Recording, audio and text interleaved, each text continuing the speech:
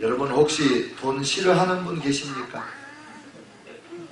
손 들어보세요. 나는 돈이 싫어요. 제임스, are you serious? 네. 돈 싫어하는 사람 없죠? 사람들은 돈을 좋아합니다. 예수님 친히 말씀하시기를 재물이 있는 곳에 마음이 있고 마음이 있는 곳에 재물이 있다 그랬어요. 그러니까 사람이 재물에 마음 두고 산다. 그걸 예수님이 아시는 거죠. 누가복음 16장 14절에 보면 바리새인들은 돈을 좋아하는 사람들이라 그런 말씀이 나와요.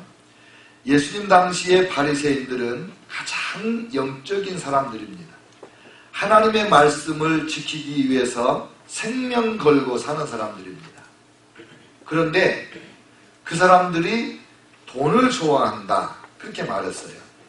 영적인 사람이나 육적인 사람이나 부자나 가난한 사람이나 돈이 많으나 적으나 남자나 여자나 젊은이나 늙은이나 다 돈 좋아합니다.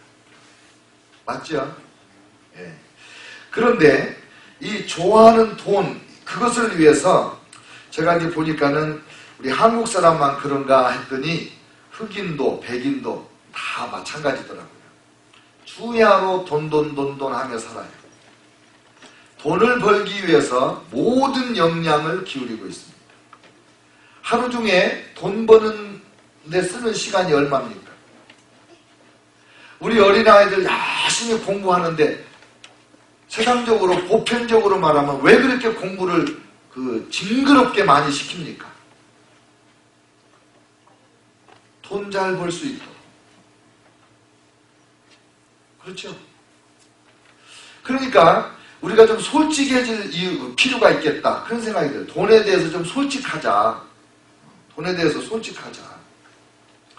행복과 불행의 척도가 거의 돈에 의해서 좌우되잖아요. 돈에 의해서. 사람을 미워하고 싸우고 원수가 되고 심지어는 살인하는 것도 그 배후에 다 돈이 있어요. 이 사실을 하나님께서 잘 아십니다. 그래서 하나님께서는 돈에 대한 교훈을 참 많이 해주셨어요. 하나님이 돈을 어떻게 생각하시는가, 또 돈 많은 부자에 대해서 돈이 없는 가난한 자에 대해서 하나님이 어떻게 생각하시는가, 이거 성경에 다 나와 있어요. 그러니까 우리가 성경을 연구할 때 여러 가지 목적이 있지만은 그래도 이 너무 현실적인 문제, 돈에 대한 이야기를 성경에서 배우지 않으면 안 되는 거죠. 성경적 재물관, 성경에서 돈을 어떻게 가르치는가에 대한 연구에서 그 책이 많이 나와요. 요즘에 저희 목회자 기도회가 있다고 그랬잖아요. 우리 7명 모여서 한 달에 한 번씩 기도하는데 책을 한 권씩 읽어요, 한 달에. 근데 이달에 읽는 책이 뭐냐면 성경 속의 백만장자들, 그런 책이에요. 그래서 제가 오늘 이 설교를 하게 된 거예요. 하나님께서 우리 한 사람 한 사람을 지금 정도의 경제적 생활을 하도록 하나님이 만족하게 여기실까? 제가 아무리 생각해도 그런 것 같지 않아요. 하나님 생각보다 훨씬 우리가 가난하게 사는구나. 그게 늘 제 생각이에요. 그러니까 제가 우리 성도들 경제적으로 부유해지기를 위해서 엄청 기도 많이 하거든요, 사실은. 근데 그게 왜 어디에 기초한 거냐? 하나님 기준에 의해서 우리가 좀 더 잘 살 수 있잖아요. 하나님 원하는 만큼 살 수 있잖아요. 이런 생각을 하니까 그런 기도를 하는 거죠. 여러분, 우리 한국 사람들이 약간 이율배반적인 태도가 있어요. 여러분, 젓가락돈이라는 말 아세요? 젓가락돈. 혹시 우리 김영수 집사님 젓가락돈이 뭔지 아십니까? 예. 히스토리 전공이신데 모르시네. 이 젓가락돈이 영어로 말하면 팁이에요, 팁. 왜 이런 말이 나왔느냐? 우리 한국의 조선시대의 그 양반들은 돈이라는 말을 입에 담지를 않았어요. 그리고 돈을 양반들은 만지지를 않았어요. 그런데 술집에 가서, 기생집에 가서 잘 대접받고 나서 이제 기생에게 팁을 줘야 될 거 아니에요? 그러면 그 마당에서 이제 기다리고 있는 김서방을 불러요. 김서방! 개똥이 아버! 그러면 이제 그 김서방이 돈을 가지고 들어옵니다. 이 옷자락에다가 돈을 싸가지고 이렇게 오는 거예요. 그러면 그 양반께서 젓가락으로 이 돈을 집어서 애따 했나나 먹어라. 애따 춘향아 너도 먹어라. 이게 젓가락으로 집어서 준다. 그래서 젓가락 돈인 거예요. 그러면 우리 한국 사람들은 좀 품위가 있다, 좀 고급스럽다 이렇게 살면 돈이라는 걸 입에 담지 않는 거예요.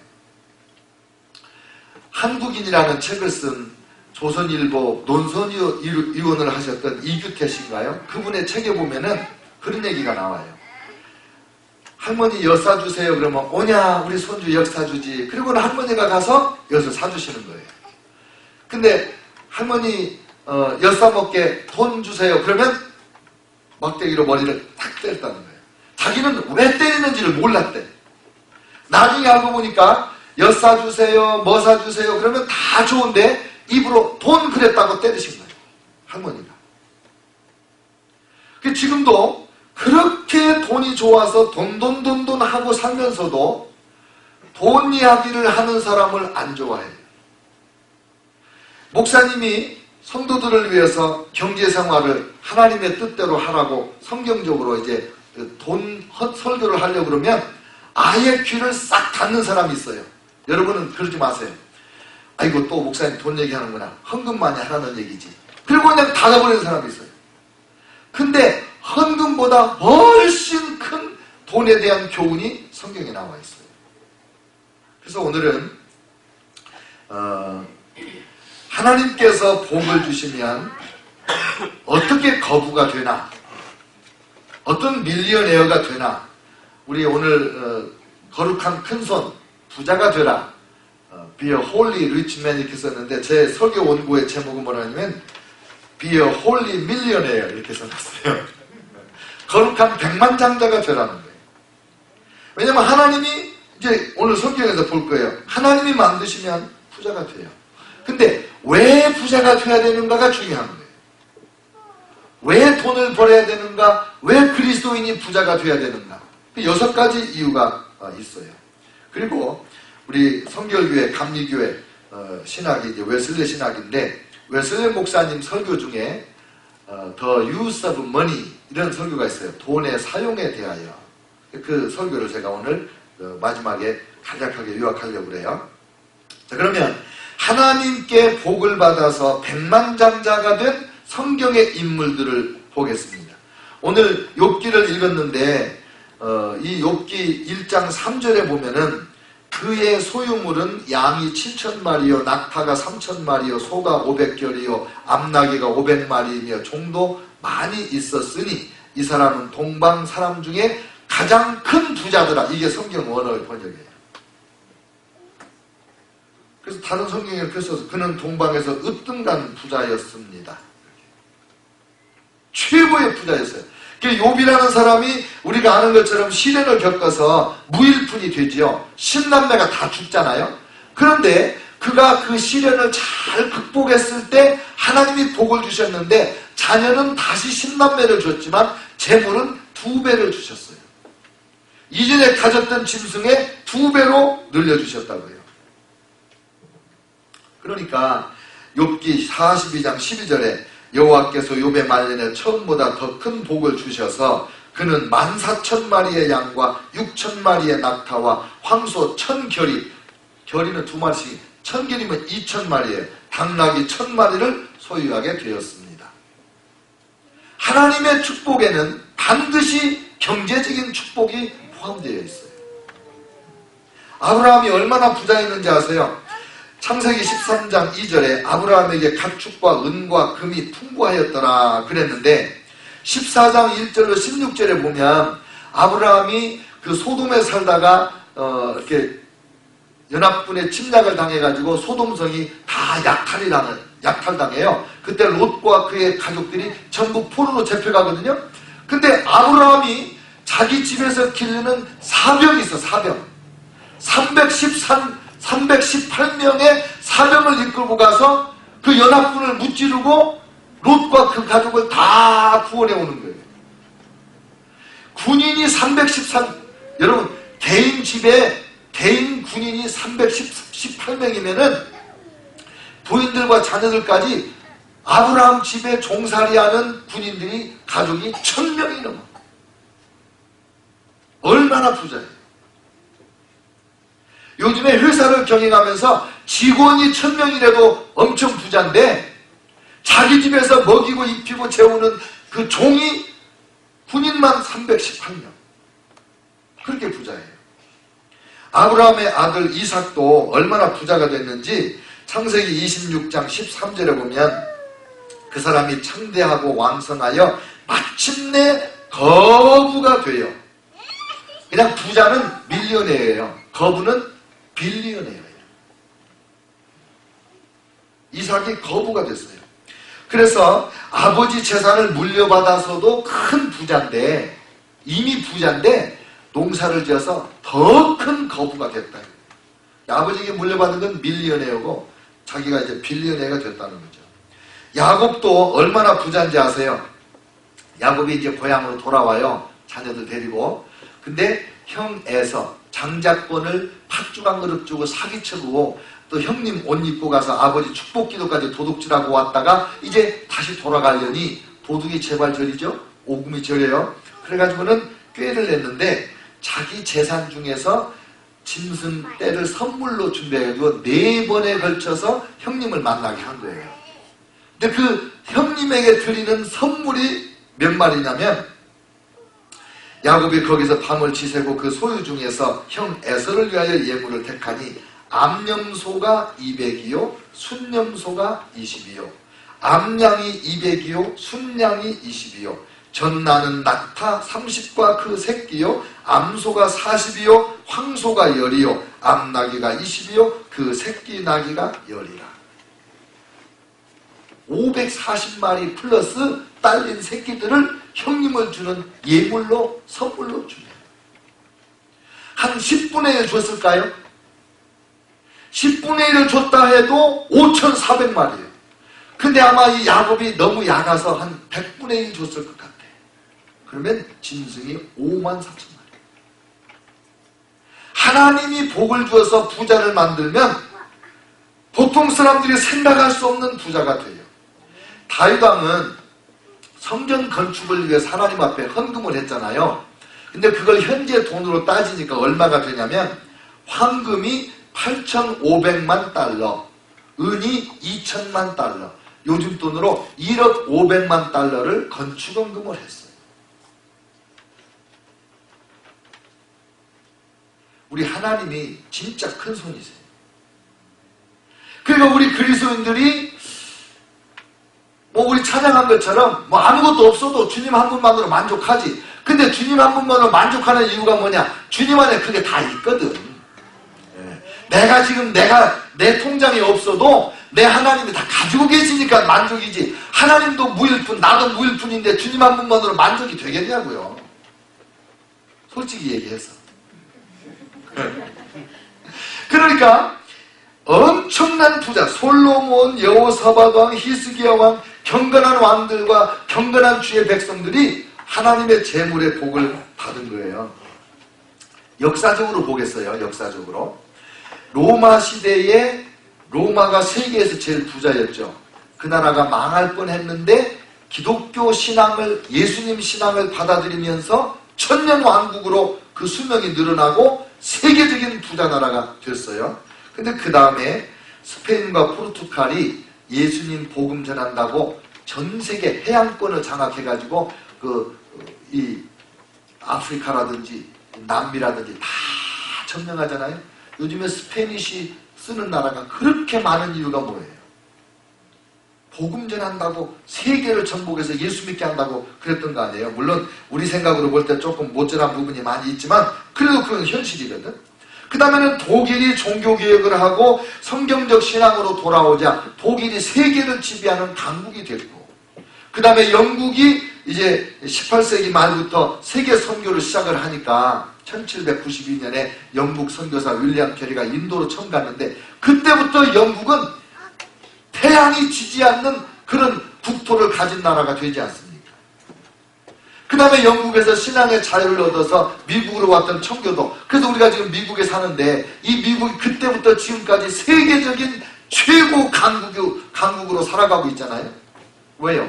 하나님 잘 믿는 나라고 미국이 지금까지 세계 선교를 주도하고 있어요. 200여 년 동안 세계 선교를 주도하는 나라가 미국이에요. 하나님이 복을 주셔서 부자가 됩니다. 얼마 전에 어떤 분이 저한테 이메일로 한 20페이지짜리 소논문을 하나 보내왔는데, 미국이라는 나라, 그 글에 보면 미국이 지금 세계적으로 경제적으로 약화되니까는 중국에 줄서기를 하고 있어요. 여러 나라들이.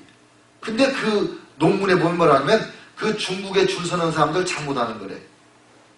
미국에 셰일가스라는 게 들어있는데 중동에 있는 모든 석유 매장량의 2배가 더 발견이 됐고 아직도 무궁무진하게 있대. 앞으로 200년을 미국이 세계 경제를 주도할 거라는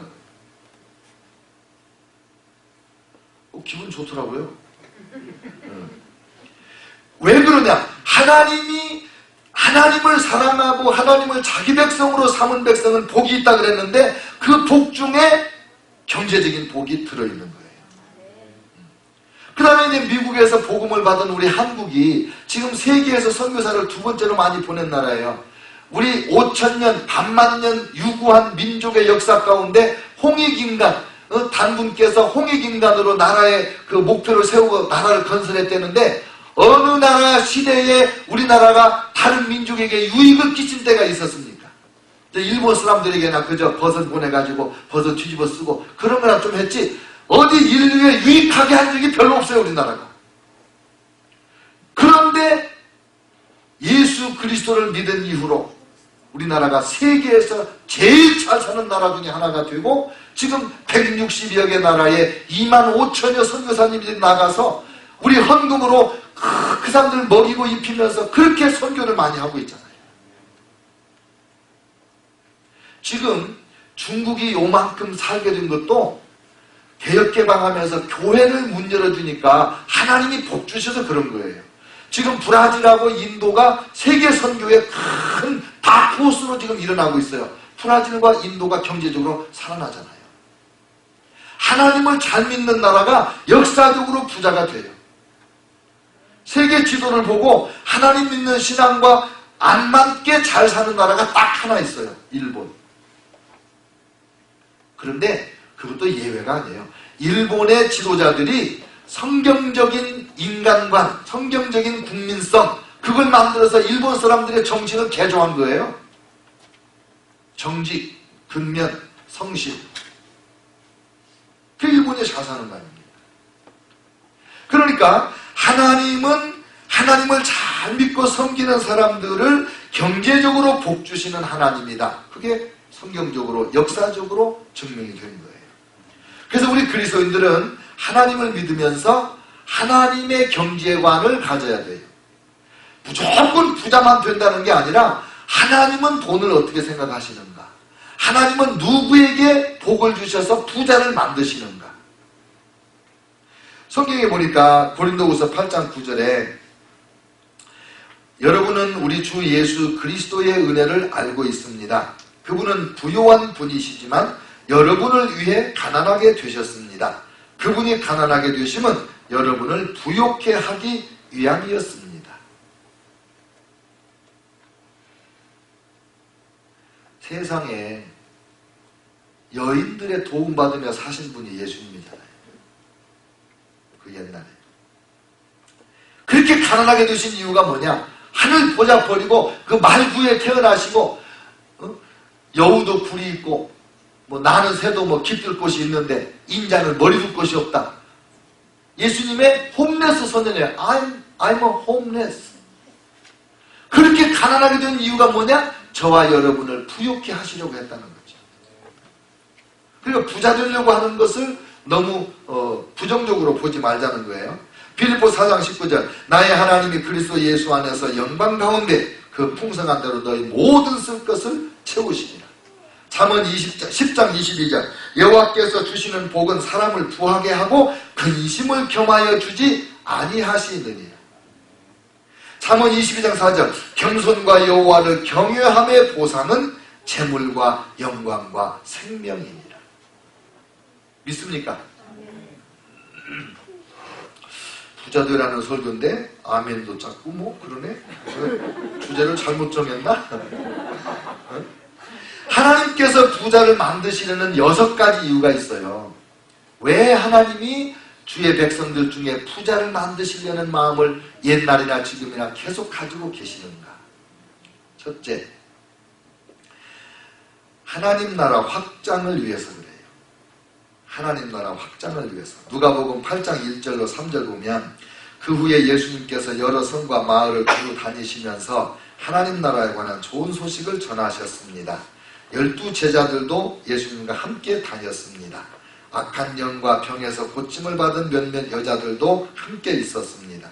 이들은 7 귀신이 들렸던 막달라라 하는 마리아와 헤롯의 신하인 구사의 아내 요한나와 수산나, 그리고 그 밖에 다른 여자들이 많이 있었습니다. 이들은 자신의 재산으로 하나님과 제자들을 섬겼습니다. 예수님조차도 재정적 후원이 없이 사역을 하신 게 아니에요. 예수님이 하나님의 일을 하시는데도 성도들이 재물의 복을 받아서 그 재물로 섬겨주셔야 먹고 살면서 복음을 전할 수 있다 이 말이에요. 하나님의 일이라고 해서 돈 없이 저절로 되는 거 없어요. 그러니까 하나님께서 성도들에게 복을 주심으로 부자를 만들어서 그들이 하나님 앞에 헌금을 해서 전도도 하고 교회도 세우고 학교도 세우고 병원도 세우고 고아와 과부를 먹이고 입히고 돌보고 그런 선한 사업을 하는 일이 복음전도 사역이 바로 그래서 그런 거예요. 1885년에 우리 한국의 선교사님도 들으셨잖아요. 참 놀라운 일이에요. 그때 당시에 어느 분이 한국에 선교하라고 $5,000 헌금을 했어요. 지금도 우리가 $5,000 선교 헌금 한 번 팍 내지 못한 사람이 99.9%가 넘을 거예요. 근데 그 옛날에 아마 요즘으로 하면 한 500만 불이나 되는지 100만 불이나 되는지 모르겠어요. 엄청난 헌금을 했기 때문에 그 돈으로 한국 선교사가 나갈 수 있었다니까요. 그래서 오늘날 1000만 기독교인 25,000 세계 선교사를 만들어냈다고요. 헌금을 해야 돼, 헌금. 그래서 하나님께서 부자를 만들어주시는 거예요. 두 번째는 왜 우리가 돈을 많이 벌어서 부자가 돼야 하는가? 하나님께서는 왜 우리를 부자를 만드시려는 그런 생각을 갖고 계시는가? 다른 사람을 도와주라고 그러시는 거예요. 다른 사람 도와주라고. 디모데전서 6장 17절 18절 내가 이 세대에서 부한 자들을 명하여 마음을 높이지 말고 정함이 없는 재물에 소망을 두지 말고 오직 우리에게 모든 것을 주사 후히 주사 누리게 하시는 하나님께 두며 선을 행하고 선한 사람을 많이 선한 사업을 많이 하고 나누어 주기를 좋아하며 너그러운 자가 되게 하라. 여러분 신명기 15장 4절로 8절 여러분 가운데 가난한 사람이 없어야 할 것이요 혹시 여러분의 하나님 여호와께서 여러분에게 주신 땅의 어느 마을에 가난한 사람이 있다면 그 불쌍한 형제를 매정히 대하거나 인색하게 대하지 마시오. 그에게 필요한 것은 무엇이든지 아끼지 말고 다 빌려주시오. 여러분 아무리 착하고 선한 마음을 가졌어도 줄 것이 없는 사람은 줄 수가 없는 거예요. 그래서 하나님은 하나님의 마음을 가진 부자가 필요하신 거예요. 미국은 기부의 나라예요. 부자들이 존경받는 나라가 미국이에요. 한국은 부자들을 은근히 속으로 욕하고 마음으로 멸시하고 이러는데 왜 그러냐? 한국은 우리 생각이 그래요. 한국 사람들은 부자가 될 때 부정한 방법으로 부자도 됐거니와 절대로 남을 안 도와준다 이런 생각을 하는 거예요. 한국인들은. 근데 미국 사람들은 부자를 존경하지 욕을 안 해요. 왜? 기부를 그렇게 많이 하거든. 엊그제 신문에 보니까 스탠포드 대학에서 뭘 발표했냐면 학생들, 신입생들 부모님의 연수입이 13만 5천 불 이하인 그 자녀들은 등록금을 다 면제해 준대. 그러면 그 돈이 다 어디서 나와요? 다 장학금 도네이션 받은 것으로 하는 거예요. 그래서 가만히 생각해 보세요. 우리 교회, 우리 고등학생들이 스탠포드 가면 다 장학생으로 다니겠네? 돈 안 내고. 기부의 나라, 기부의 나라. 리고른 목사님이라는 분은 목적이 이끄는 삶이라는 책을 쓰셨는데 이 책이 얼마나 많이 팔렸는지 미국 사람들의 19%가 이 책을 읽었다는 거예요. 그래서 7천만 부가 팔린 거예요. 인세가 1달러씩만 나와도 7천만 달러가 나오는 거예요. 수십 개국 언어로 번역돼가지고 아마 몇억 달러 헌금이 들어온 것 같아요. 그 인세가. 그런데 8년 된 자동차 그냥 타고 살던 집에 그냥 살고 그 돈을 한 푼도 자기를 위해서 쓰지 않고 세계의 그 재단을 만들어 가지고 뭐 에이즈 퇴치라든지 제3세계 목회자들 그 사역을 돕는 교회 개척을 하는 그런 걸 돕는다든지 하여간 선한 삶에 다 쓰고 자기는 그 돈을 쓰진 않아요. 그리고 교회를 개척해서 한 30년 동안 교회에서 받았던 사례비를 몽땅 다 다시 교회에다가 헌금을 했어요.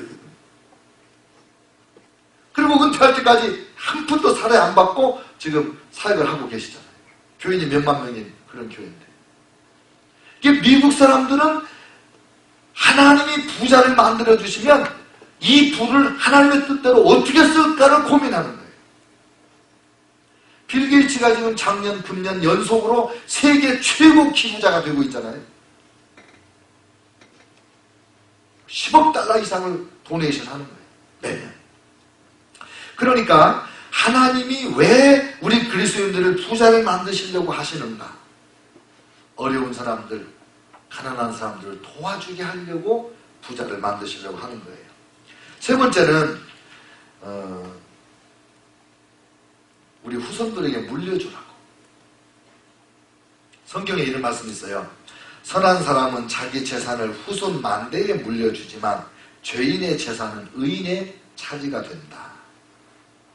잠언 19장 14절에 집과 재물은 조상으로부터 상속하거니와 슬기로운 아내는 여호와께로서 말미암느니라. 즉 집과 재산을 자손들에게 물려주라고 하나님이 복을 주신다 그 말이에요. 디모데전서 5장 8절 믿는 사람은 친척 특히 가족부터 잘 돌보아야 합니다. 그렇게 하지 않는 사람은 믿음을 저버린 사람이며 하나님을 믿지 않는 사람보다 더 나쁜 사람입니다.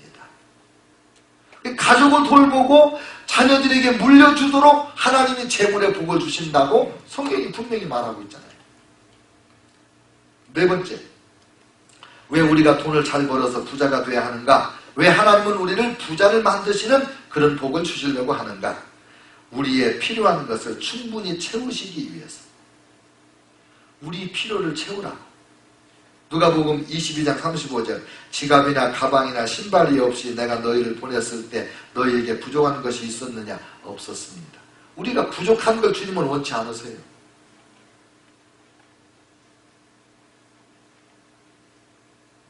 다섯 번째, 우리가 돈을 벌어 부자가 되어야 하는 이유. 하나님께서 우리를 부자를 만드시려는 이유가 뭐냐?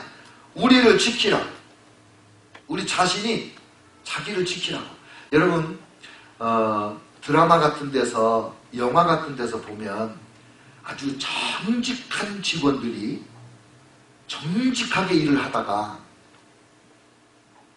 그만 언더테이블이라고 그러죠. 뇌물 봉투를 딱 받아요. 아, 나 이런 거 안 좋아합니다. 한번 열어놔 보세요. 이렇게 열어봐. 그러면 얼굴 색깔이 달라져. 연봉이 1억 원인데 이 봉투에 10억 원이 들어있어. 그러면 그의 정직성이나 그의 전문성이나 이런 게 다 무너지는 거예요. 가난한 사람이 자기의 신앙적인 양심이나 이런 과학기술적인 그 양심을 지키기가 얼마나 어려운 세상인지 몰라. 근데 하나님의 복을 받아서 내가 넉넉하고 넉넉하게 있어. 자녀들에게 물려줄 것도 있고 세계 선교를 위해서 복음을 위해서 드릴 것도 있고 드릴 게 있어. 나는 그 돈 상관없어. 안 필요해. 네가 나를 타락시키려고 돈으로 가지고 안 돼. 나를 지키기 위해서는 우리가 재물이 필요해. 전도서 7장 12절 지혜도 사람을 보호하고 돈도 사람을 보호해 주지만 지혜가 돈보다 나은 것은 생명을 지켜주기 때문이다 그랬어요. 근데 여기서 분명히 인정한 게 뭐예요? 돈도 사람을 보호해 준다는 거예요.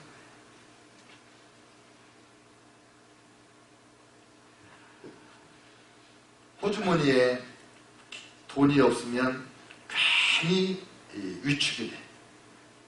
근데 호주머니에 $100짜리가 몇 장 딱 들어있으면 괜히 어깨가 탁 이렇게 돼.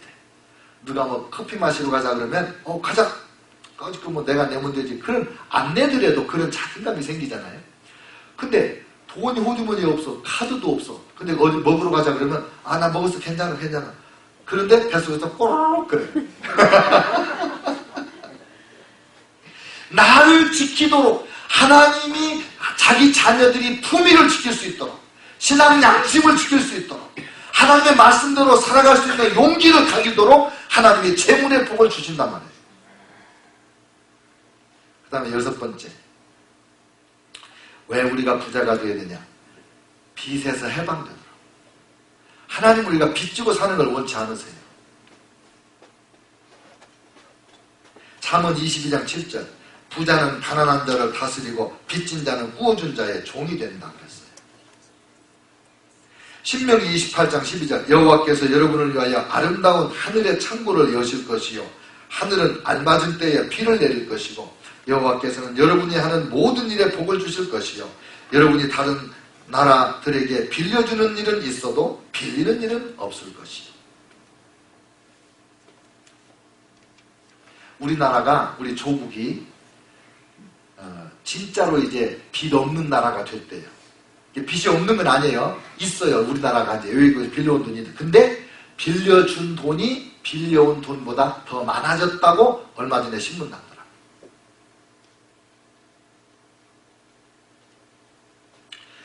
요한일서의 목사님이 1750년에 돈에 대하여 설교를 하셨는데 대지가 3개예요.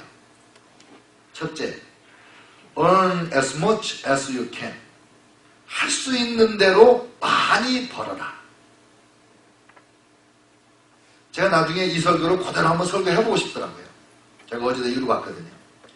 두 번째, save as much as you can. 할 수 있는 대로 많이 저축을 해라. 세 번째는 뭘 것 같아요? give as much as you can. 할 수 있는 대로 많이 나누어 줘라. 어디다 줘요? 이 6가지 목적을 위해서 주는 거예요.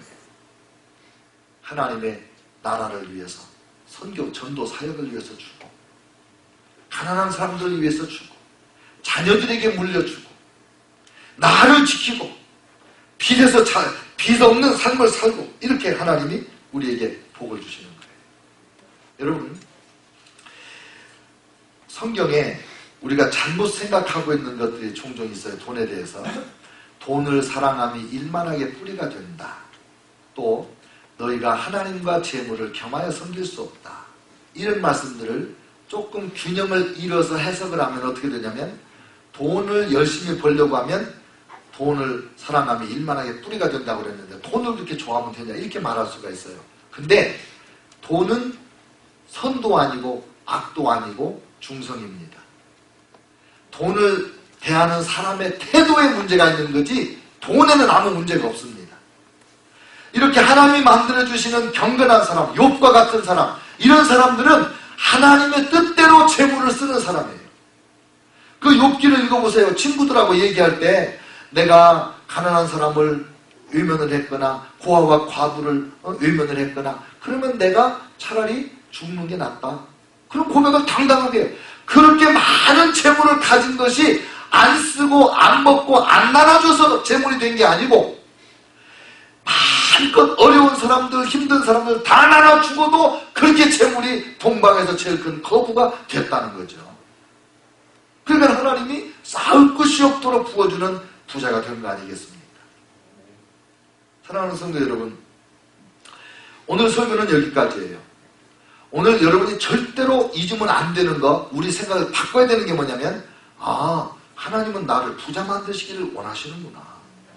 내가 하나님의 뜻에 맞는 부자가 되어야 되겠구나. 내가 앞으로 일을 할 때 하나님의 복을 받아서 진짜 하나님 뜻대로 이런 하나님이 기뻐하는 부자가 되어야 되겠구나.